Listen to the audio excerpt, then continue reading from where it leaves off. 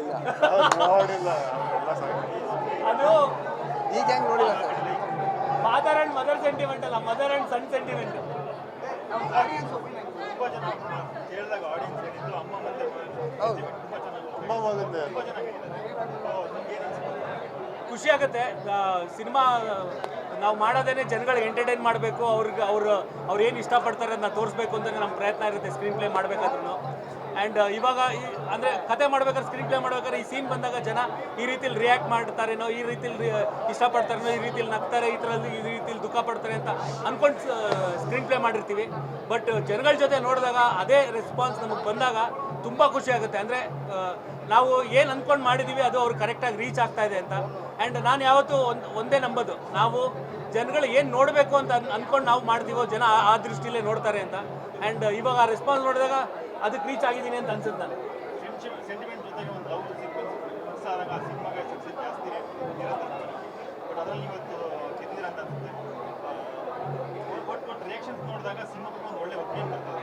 ಇಲ್ಲ, ನಾನು ಇದು ಕತೆ ಮಾಡಬೇಕಾದ್ರೆ ಮೇನ್ ಮೋಟೋ ಇದ್ದಿದ್ದು ನನಗೆ ಫಸ್ಟ್ ಹಾಫು ವಿರಾಟು ಮತ್ತು ಸಂಜನನ್ನ ಲವ್ ಸ್ಟೋರಿನೇ ತೋರಿಸ್ಬೇಕು ಅಂತ, ಸೆಕೆಂಡ್ ಹಾಫು ನನ್ನ ಸಿನಿಮಾ ತೋರಿಸ್ಬೇಕು ಅಂತಲೇ ಅಂದ್ಕೊಂಡು ಮಾಡಿದ್ದಿದ್ದು. ಆ್ಯಂಡ್ ಅದೇ ಮೈಂಡ್ ಸೆಟ್ಟಲ್ಲೇ ಮಾಡಿದ್ದೆ.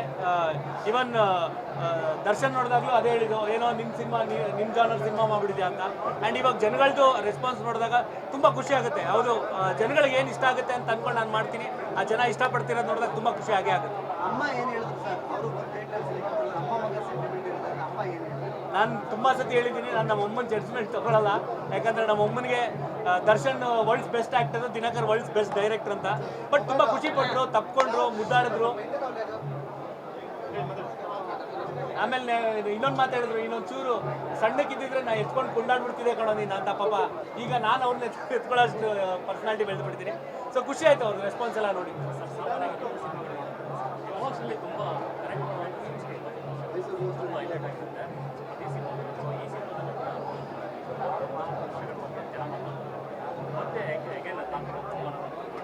ಅಯ್ಯಯ್ಯೋ, ಅದು ಎಲ್ಲ ನಮ್ಮ ಸೆಲೆಬ್ರಿಟಿಗಳಿಗೆ ಕೊಟ್ಟಿರೋದು ತಾಂತ್ರಿಕ ಬ್ರಹ್ಮ ಅಂತ. ಏನೋ ಅದು ಆ ಮಾತಿಗೆ ಒಂದು ಚೂರಾರು ನಾನು ನ್ಯಾಯ ಸಲ್ಲಿಸ್ತಾ ಇದ್ದೀನಿ ಅಂದರೆ ಅದಕ್ಕೆ ನಾನು ತುಂಬ ಖುಷಿ ಪಡ್ತೀನಿ. ಆ್ಯಂಡ್ ನನಗಿಷ್ಟನೇ ಅದು. ನನಗೆ ಜನಗಳಿಗೆ ಎಂಟರ್ಟೈನ್ ಮಾಡಬೇಕು, ಎಮೋಷ್ನಲ್ ಆಗಿ ಫೀಲ್ ಮಾಡಿಸ್ಬೇಕು, ನಗಿಸ್ಬೇಕು, ಅಳಿಸ್ಬೇಕು ಅನ್ನೋದೆಲ್ಲ ಇರುತ್ತೆ. ಆ್ಯಂಡ್ ಅದೇ ಥರ ಈಗ ರೆಸ್ಪಾನ್ಸ್ ನೋಡ್ಬಿಟ್ಟು ತುಂಬ ಖುಷಿ ಆಗ್ತಾ ಇದೆ.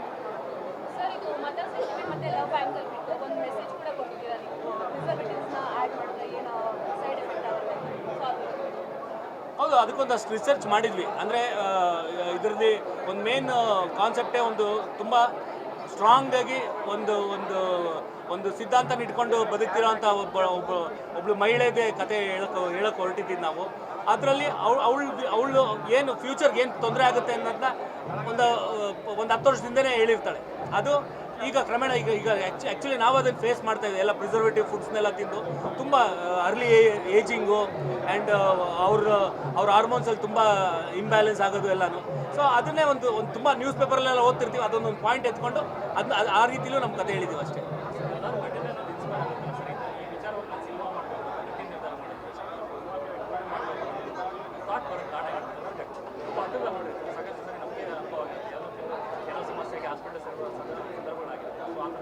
ಸರ್, ಫುಡ್ ಮಾಫಿಯಾ ಬಗ್ಗೆ ಸಿನಿಮಾ ಮಾಡಿಲ್ಲ.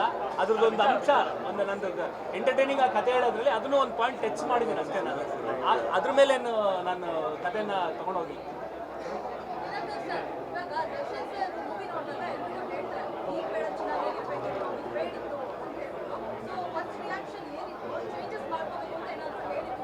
ಇಲ್ಲ ಏನು ಚೇಂಜಸ್ ಹೇಳಿಲ್ಲ, ಎಲ್ಲ ಪರ್ಫೆಕ್ಟ್ ಆಗಿದೆ, ತುಂಬ ಚೆನ್ನಾಗಿದೆ. ಆ್ಯಂಡ್ ವಿರಾಟ್ಗೆ ಮತ್ತು ಸಂಜನನ್ ಬಗ್ಗೆ ತುಂಬ ಅಪ್ರಿಷಿಯೇಟ್ ಮಾಡ್ದೆ. ಇಬ್ಬರು ತುಂಬ ಚೆನ್ನಾಗಿ ಕಾಣ್ತಾರೆ. ಆ್ಯಂಡ್ ಸ್ಪೆಷಲಿ ರಘು ಬಂದಮೇಲಿಂದ ರಘುನ ತುಂಬ ಚೆನ್ನಾಗಿ ಯೂಸ್ ಮಾಡಿದ್ಯಾ. ಆ್ಯಂಡ್ ರಘುನ ಬೇರೆ ಆ್ಯಂಗಲಲ್ಲಿ ತೋರಿಸಿದ್ದೆ ನೀನು, ತುಂಬ ಖುಷಿಪಟ್ಟ ದರ್ಶನ್. ರಘು ರೀರೆಕಾರ್ಡಿಂಗ್ ಸಿಕ್ಕಾಪಟ್ಟೆ ಇಷ್ಟ ಆಯ್ತು ದರ್ಶನ್ಗೆ. ನೋಡಿದ್ರು ವೆರಿ ಪ್ರೌಡ್, ತುಂಬ ಖುಷಿ ಆಗ್ತಾ ಇದೆ ಅವ್ರಿಗೆ, ಹ್ಯಾಪಿ. ಆಮೇಲೆ ದಿನಕರ್ ಅವರು ಕತೆ ಏನು ಹೇಗೆ ಹೇಳಿದ್ರು ಅದನ್ನು ಇನ್ನೂ ಜೋರಾಗಿ ಹೆಚ್ಚಾಗಿ ತೋರಿಸಿದ್ದಾರೆ ಅಂತ ಅವರು ಖುಷಿಪಟ್ಟರು.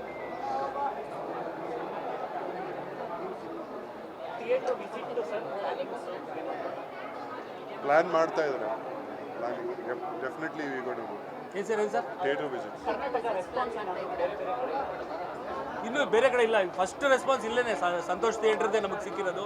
ಇನ್ನೂ ಬೇರೆದೆಲ್ಲ ಯಾಕಂದರೆ ಎಲ್ಲನೂ ನಾರ್ತ್ ಕರ್ನಾಟಕಲ್ಲೆಲ್ಲ ಒಂದು ಸ್ವಲ್ಪ ಲೇಟಾಗಿ ಶೋ ಶುರು ಆಗುತ್ತೆ. ಅಲ್ಲೆಲ್ಲ 11-11:30 ಮೇಲೆ ಮಾರ್ನಿಂಗ್ ಶೋ ಸ್ಟಾರ್ಟ್ ಆಗೋದು. ಸೊ ಇನ್ನೊಂದು ಅವರ್ ಆದಮೇಲೆ ಅಲ್ಲಿಂದನೂ ರೆಸ್ಪಾನ್ಸ್ಗಳು ಬರುತ್ತೆ. ಸಂಜನಾ ಅವರೇ, ರೆಡ್ ಝೋನಲ್ಲಿ ತುಂಬಾ ಜನರ ಹುಡುಗರ ಚಿತ್ರ ಬಿಟ್ಬಿಟ್ಟಿದ್ದೀರಾ, ಪಾಪ ಓಡಾಡ್ತಾ ಇದ್ದಾರೆ ಹುಡುಗರೆಲ್ಲ, ಏನು ಹೇಳ್ತೀರಾ? ಐ ಲವ್ ಯು ಅಂತ ಹೇಳ್ಬಿಡಿ. ಬೇಕು ಸಂಜನಾ ಅವ್ರ ಜೊತೆ ತೆಕ್ಕೊಡಿ ಅಂತ ನನಗೆ ಕೇಳ್ತಾ ಇದ್ರು ಎಷ್ಟೊಂದು ಜನ ಬಾಯ್ಸ್. ಎಲ್ಲ ಅವ್ರ ಫ್ಯಾಮಿಲಿ ಕರ್ಕೊಂಡು ಸಿನಿಮಾಗೆ ಬಂದರೆ ಸಂಜನಾ ಅವ್ರ ಜೊತೆ ನಾನು ಸೆಲ್ಫಿ ತೆಗೆಸ್ಕೊಡ್ತೀನಿ. ತುಂಬ ಖುಷಿ ಆಗುತ್ತೆ. ಫಸ್ಟ್ ಟೈಮ್ ನಾನು ಕಮರ್ಷಿಯಲ್ ಆಗಿ ಬ್ಯೂಟಿಫುಲ್ ಆಗಿ ನಾನು ತೋರಿಸಿದ್ದೀನಿ ಸ್ಕ್ರೀನ್ ಮೇಲೆ. ಥ್ಯಾಂಕ್ ಯು ದಿನಕರ್ ಸರ್, ಇಷ್ಟು ಒಳ್ಳೆ ರೆಸ್ಪಾನ್ಸ್ ಖುಷಿ ಆಗುತ್ತೆ. ಫಸ್ಟ್ ನೀವು ಇವ್ರು ಕೇಳಿದಾಗೆ ನಾವು ಯಾವ ಮೆಸೇಜ್ ಅಂತ ಇಟ್ಕೊಂಡು ಸಿನಿಮಾ ಮಾಡಿದ್ದಲ್ಲ, ಬರೀ ಎಂಟರ್ಟೈನಿಂಗ್ ಫ್ಯಾಕ್ಟರ್ಸ್ ಇಟ್ಕೊಂಡು ಮಾಡಿದ್ದು. ಬಟ್ ಅದರಲ್ಲೂ ಚಿಕ್ಕ ಚಿಕ್ಕ ಫ್ಯಾಕ್ಟರ್ಸ್ನ ನೀವು ಗಮನಿಸಿ ಇಷ್ಟಪಟ್ಟಿದ್ದೀರಾ ಅಂದರೆ ಐ ಥಿಂಕ್ ಜಾಸ್ತಿ ಖುಷಿ ಆಗುತ್ತೆ. ನಾವು ಏನರ ಮೇಲೆ ಫೋಕಸ್ ಮಾಡಿ ಅವ್ರು ಹೇಳಿದಂಗೆ ತಾಯಿ ಸೆಂಟಿಮೆಂಟ್ ವರ್ಕ್ ಮಾಡಿದ್ವಿ, ಅದೂ ತುಂಬ ಜನಕ್ಕೆ ಇಷ್ಟ ಆಗಿದೆ. ಸೊ ಓವರಾಲ್ ಸಿಕ್ಕಾಪಟ್ಟೆ ಖುಷಿ ಇದೆ ನನಗೆ ಜನರ ರೆಸ್ಪಾನ್ಸ್.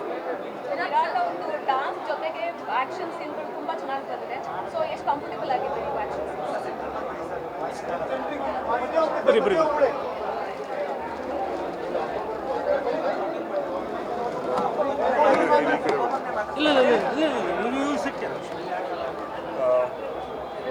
ಬೇಸಿಕಲಿ ಕೃಷ್ಣ ಅನ್ನೋ ಕ್ಯಾರೆಕ್ಟರ್ ದಿನಕರ್ ಸರ್ ಒಂದು ವಿಷನ್ ಇಟ್ಕೊಂಡು ಮಾಡಿದ್ದು, ಕಮರ್ಷಿಯಲ್ ಆಗಿ ನನ್ನ ಪ್ರೆಸೆಂಟ್ ಮಾಡಬೇಕು ಅಂತಾನೆ.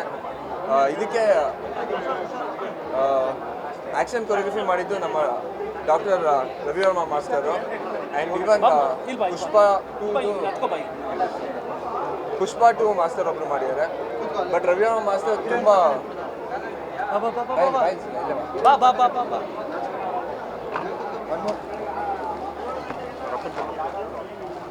ಸೊ ಮೊದಲಿಂದ ಹೋಗ್ತೀನಿ. ಸೊ ಈ ಮೂವಿಯಲ್ಲಿ ನನ್ನ ಕ್ಯಾರೆಕ್ಟರ್ ಹೆಸರು ಬಂದು ಕೃಷ್ಣ ಅಂತ. ನನ್ನನ್ನು ಕಮರ್ಷಿಯಲಿ ರೆಪ್ರೆಸೆಂಟ್ ಮಾಡಬೇಕು ಅಂತಲೇ ದಿನಕರ್ ಸರ್ ಈ ಕ್ಯಾರೆಕ್ಟರ್ನ ಡಿಸೈನ್ ಮಾಡಿದ್ದು. ಈ ಕ್ಯಾರೆಕ್ಟರ್ ಆ ಕಡೆ ಫನ್ಗೂ ರೆಡಿ, ಈ ಕಡೆ ಆ್ಯಕ್ಷನ್ಗೂ ರೆಡಿ ಅನ್ನೋ ಥರ ಕ್ಯಾರೆಕ್ಟರ್. ಒಂದು 5-6 ರೆಡ್ ಬುಲ್ನ ಒಟ್ಟಿಗೆ ಕುಡಿದ್ರೆ ಯಾವ ಲೆವೆಲ್ ಎನರ್ಜಿ ಇರುತ್ತೆ ಆ ಲೆವೆಲ್ ಎನರ್ಜಿ ಇದೆ ಕ್ಯಾರೆಕ್ಟರಲ್ಲಿ.